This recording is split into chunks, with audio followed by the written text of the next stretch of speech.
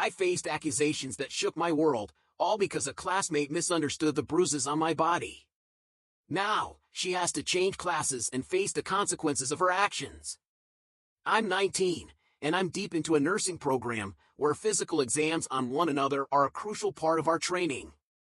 We wear shorts and tank tops for these sessions, which makes it even more evident when someone has physical marks on them. I need to mention that I'm permanently blind in one eye, and that's something that shapes my daily life. I'm constantly running into things, walls, doors, railings, even plants and people. It's as if the world doesn't quite fit together for me. And yes, I'm usually covered in bruises, especially on my blind side. One day in class, we were discussing signs of abuse. The teacher mentioned constant bruising, and I raised my hand. I shared that, as important as it is to be vigilant, we should talk to adults before jumping to conclusions, like calling the police. I used myself as an example, rolling up my sleeve and pointing out the bruises from door handles, school doors at various heights, different colors. My teacher nodded, agreeing that with children, we should call authorities immediately, but with adults, we should first try to talk to them. If their explanation makes sense, we leave it at that. About a week later, the police showed up at my door. They had been called because someone reported that I was being abused and was always covered in bruises. I explained to them about my blindness. They checked my home, spoke to my family, and found no signs of abuse. They told me they got my address from the university, which, as they put it, takes abuse very seriously. When they spoke to the university about me, the school was deeply concerned and wanted to help. After the police left, I spoke with a psychologist from the university just to ensure I had no mental signs of abuse. Life seemed to settle back into its normal rhythm, well, except for the bruises, which continued to appear every day. But then a classmate approached me. She told me that another student, Kay, was threatening to call the police again because of my bruises. She had been telling people about it. So, I collected statements from my classmates and waited. True enough, the police showed up again. Same old routine. But this time, I had had enough. I told the university that Kay was using the police to harass me and that I needed something done about it. The university decided that the best course of action was to move her to a different lab, far from mine, so she wouldn't see whether I was bruised or not. Now, Kay is upset. She's telling everyone that she was just trying to help and that I shouldn't have messed up her schedule. But the lesson, it seems, hasn't quite sunk in for her. Some people have commented on the situation, and it's clear that many see things the way I do.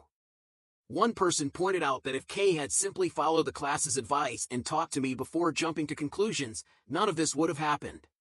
If she'd understood that, perhaps she would have saved herself a lot of trouble. Another commented that after the first police call, things should have ended. But by choosing to pursue it a second time, Kay made her intentions clear. She wasn't concerned, she was harassing me. Someone else raised an interesting point about bruising, noting that even though they aren't blind, they also get bruised frequently. The explanation? Poor spatial awareness and a lack of attention to surroundings. That resonated with me, as it's a daily reality I deal with. Then there was another comment about Kay, how she knew about my disability and even learned in class that she should communicate with the patient before making assumptions. If she had done so, she wouldn't have been so quick to call the police. Someone rightly pointed out that if Kay were to handle a domestic abuse case the same way, she could actually put a patient in danger, because confronting an abuser too early can escalate the situation. And finally, there was a comment about my choice to stay in nursing. Someone wondered if this was the best field for me given my impairment. It was a question I didn't take lightly. But I know my own abilities. I love helping people, and I'm fully capable of doing the job. Yes, I get injured sometimes, but that's just my clumsiness. It doesn't stop me from doing what I love. The bruises are just a part of my world now. And so the story continues.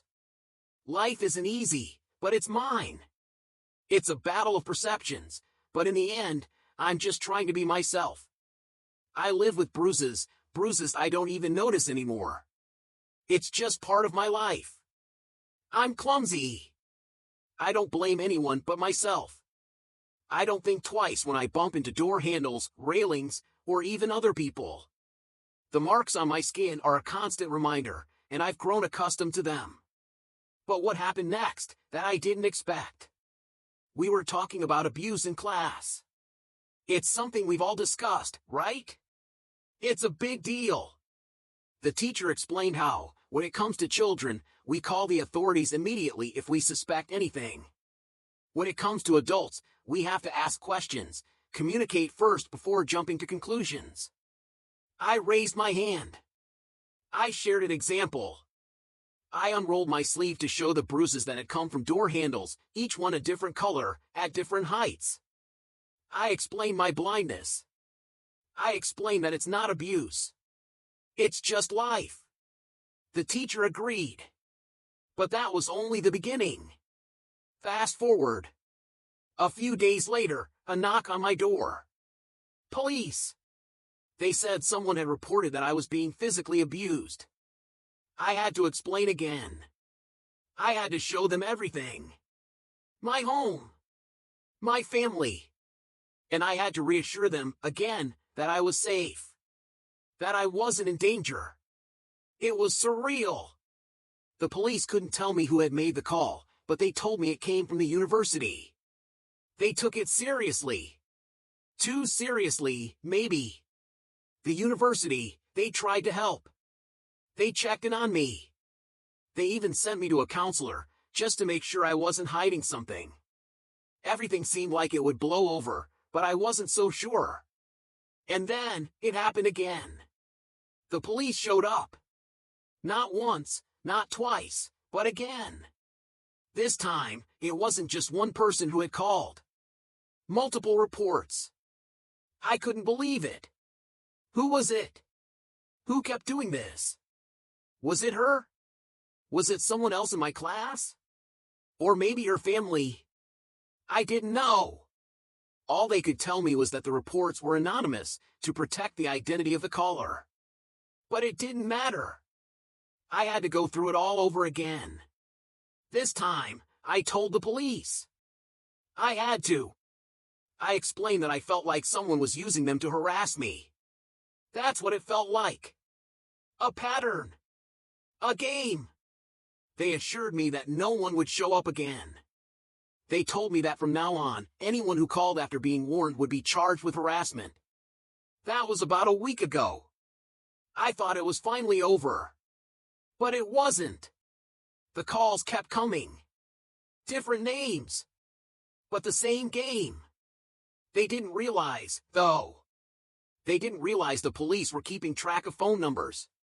They didn't know that their harassment was about to get them in trouble. I found out from a classmate. She told me that Kay, the girl who had been causing all this trouble, had called the cops again and again. And again. She hadn't learned. It didn't stop. Eventually, Kay was charged with harassment. She misused police resources, and now, there were consequences. I don't know what happens next. I don't know if I'll have to testify.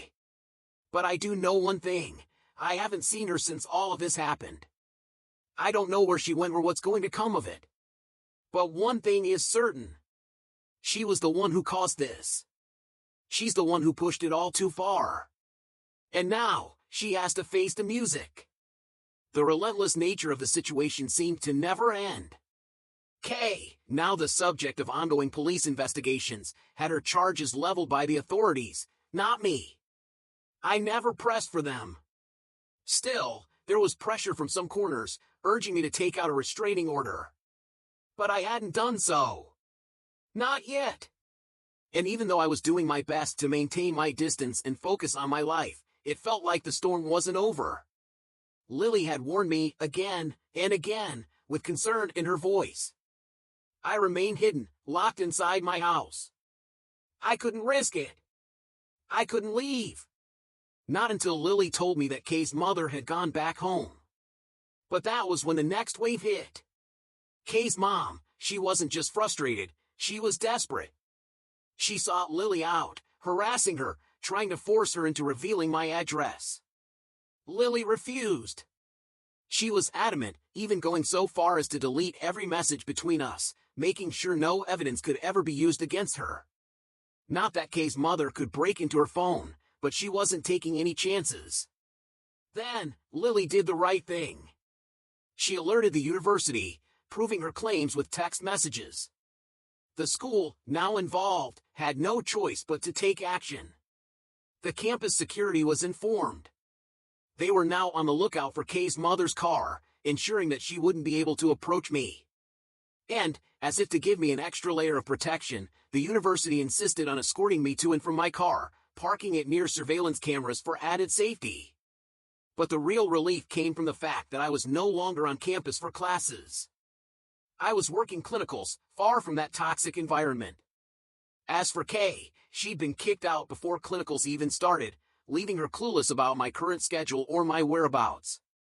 Had she stayed, she would have found my location easily enough, class schedules, placements, everything posted online. But that wasn't my concern now. Lily had been informed by the police that any further attempts from Kay's family to contact me would be considered harassment. And despite that, I wasn't entirely sure how this would all play out. Would it escalate again? When the time came for my exams, just 3 weeks away, would I be safe? It was hard to predict, but I was going to focus on what I could control. I was still stuck in the waiting game. The placement where I was assigned to work was aware of the situation as well. They'd been briefed, given pictures of Kay's family, and had already banned them from entering the premises. That was reassuring. But with everything hanging in the air, all I could do was hope that this would be the last chapter in this nightmare. If not, well, I'd update again after my exams. Until then, I had to stay strong and keep my focus. I wasn't going to let this consume me. Not completely. I had finals to worry about.